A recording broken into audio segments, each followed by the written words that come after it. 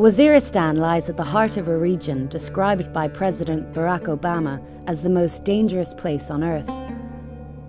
Bordering Afghanistan, it's a Taliban stronghold and home to much of what remains of Al-Qaeda's core leadership.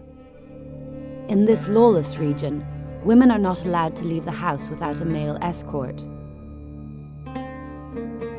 So how did a girl from here grow up to be an international sportswoman?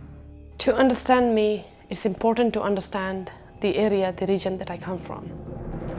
I come from the tribal areas of Pakistan. Human rights are the poorest, but women's rights don't exist.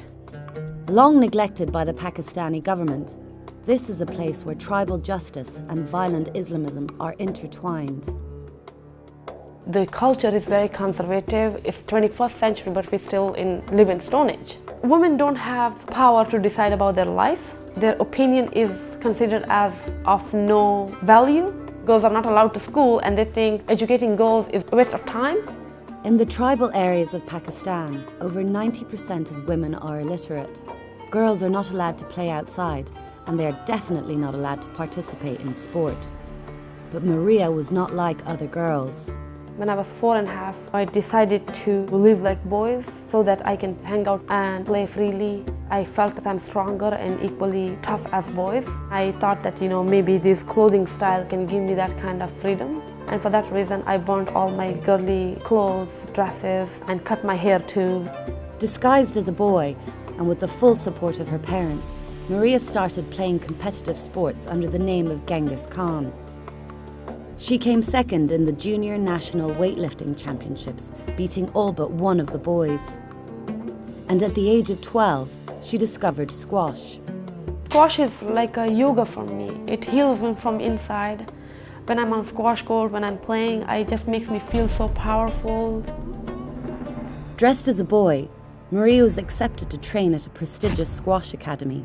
But when the school asked to see her birth certificate, Maria's secret was discovered.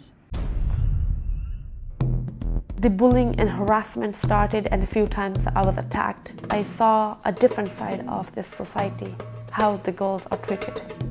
Maria struggled to get matches.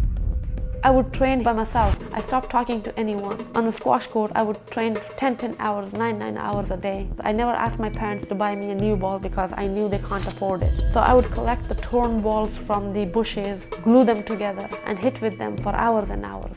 Unable to compete as a boy, Maria was determined to find success on her own terms. I decided I grow my hair, and I told myself that I'm gonna snatch my respect as a girl now.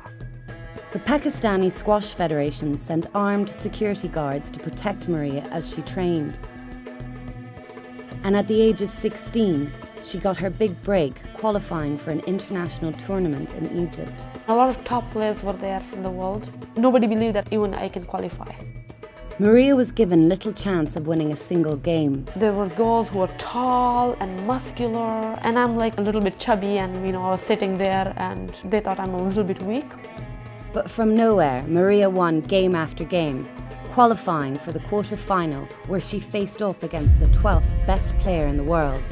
She lost, but her incredible performance turned her into a household name in Pakistan.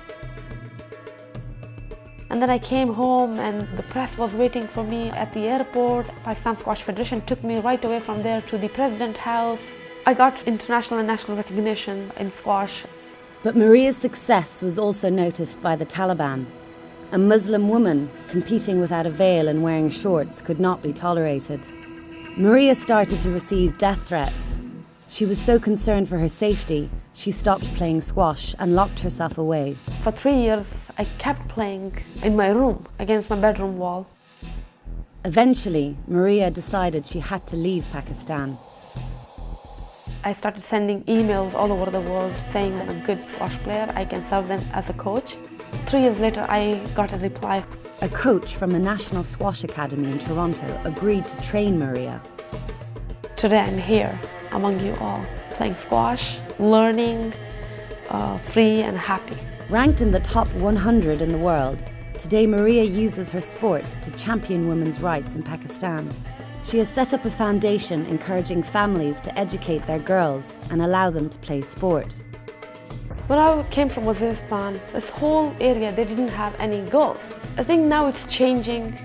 The squash court that I used to be the only girl among 400 boys, now there are 17 girls playing. Sometimes I'm feeling that am I awake or am I still sleeping? You know, it's a reality. I'm a professional squash player from Waziristan.